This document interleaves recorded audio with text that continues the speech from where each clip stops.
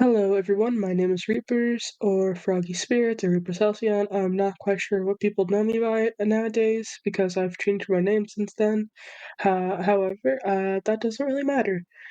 Or I digress at least.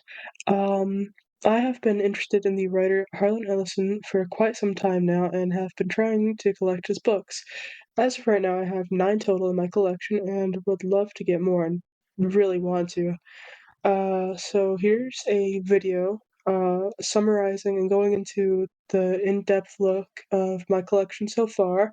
But before that, let's talk about who Harlan Ellison was in his life. Harlan J. Ellison, born May 27th, 1934, was an American author who I would have to say was most known for his personality as well as the short story I Have No Mouth and I Must Scream, which would later, after being written, would have a game adaptation written by Ellison himself.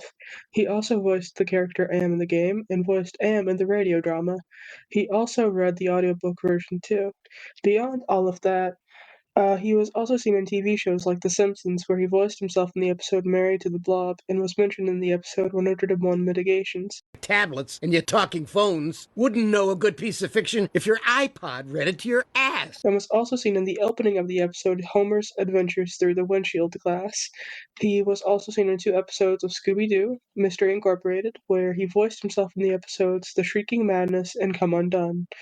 I perceive in you, young sir, one who hears nothing but the sound of the wind blowing across the empty desert that lies between your ears. All in all, Ellison was known for his combative personality and his works that would go on to influence new wave speculative fiction. So with that, all of that backstory out of the way, I would like to move on to my actual collection. It's going to be introduced in a bit of a weird order of what I got, or when I got them, so bear with me. And let's begin. First off, we have Alone Against Tomorrow. Alone Against Tomorrow was published in 1971 by Macmillan Publishers, and my copy has over 300 pages, but the hardcover version has around 277. It is a compilation of his short stories over a 10-year period as a retrospective. Beyond that, it was also written in dedication to 4 student protesters who were killed in the 1970 Kent State shootings.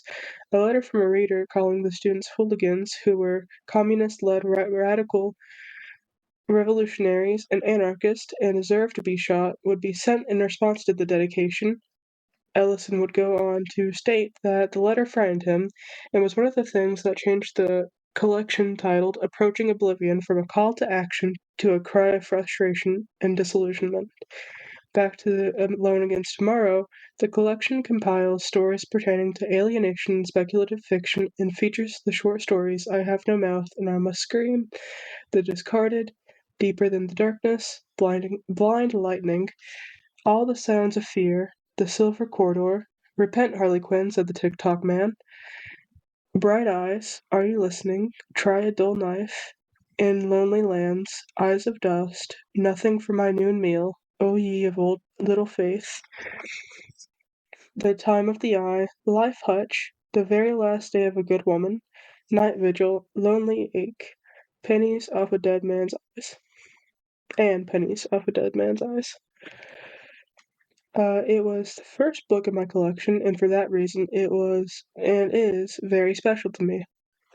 The next book in my collection I wanted to talk about is the original teleplay for the Star Trek episode The City on the Edge of Forever. This episode would grow to become one of much fame, and Ellison himself hated it. The short version of the feud is that Ellison wrote the original teleplay, but the script that was actually used for the episode was a rewritten and heavily edited version that was drafted and edited by different people, and far from the original that Ellison had written. However, despite that being the case, his name was the only name credited in the credits of the episode. Ellison did not like this and asked for his name to be removed, or at least the other names to be added. Unlike most writers who would accept the praise, he did not and will go on to tell anyone who'd listen the truth behind the episode's script. Onto the book itself, it obviously holds the teleplay, but also tells the whole controversy and background behind the episode in detail.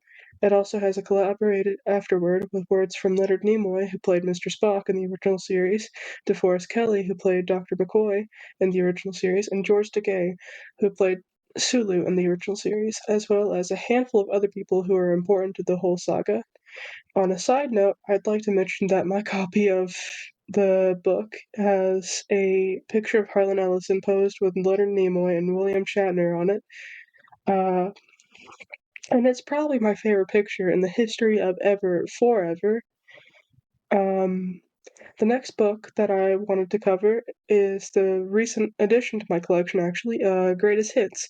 It was published May 25th of this year, and it has a foreword by Neil Gaiman, an introduction by Cassandra Caw, and is edited by J. Michael Straczynski, who also manages Ellison's estate. It features several short stories like I Have No Mouth and I Must Scream, and many others. It's recommended as a great place for new fans of Ellison to start reading, and I completely agree with that. It also features two stories that would become Twilight Zone episodes, Shatter Day and Paladin of the Lost Hour. The next book in my collection is probably got to be one of my favorites. It is Edgeworks 2. My copy is signed by Harlan Ellison himself, which is probably one of the reasons why it's my favorite and why it's so special to me. I got it in December of last year. It has two parts, Spider Kiss, which is a novel, and Stalking the Nightmare, which is 20 of his best short stories and essays. It also has a foreword by Stephen King. Stalking the Nightmare has all four parts of scenes from the real world, and besides all of that, I just love the cover art a lot because it just looks so cool and it's so beautifully well made and beautifully done. The last five books that I wanted to discuss are all going to be grouped together because they are all part of the Dream Corridor series. I have two copies of issue 1 and then volumes 3 through 4, or 2 through 4. The very special thing about these issues is that they are parts 1 through 4 of the graphic novelization or comic book version of I Have No Mouth and I Must Scream, from the comic artist John Byrne, who you may know for his work on Marvel Comics' X-Men and Fantastic Four.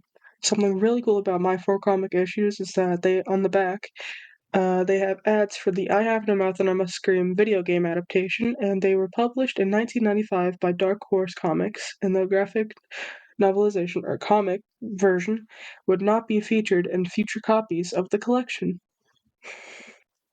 As of right now, those are all of the books in my collection. I have high hopes and plans of adding many more to my growing collection, and besides that, I would love to make more videos on Harlan Ellison's works.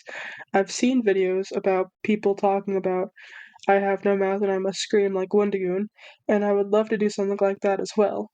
As of late, I've been making edits of Ellison on TikTok, and don't get me wrong, I love making those, but I would also love to interact with this media in a new, more stimulating and engaging way because I adore Ellison's work and wouldn't want to be known as the person who made all those Harlan Ellison edits on TikTok, but more so someone who presented an interesting viewpoint on some of his works.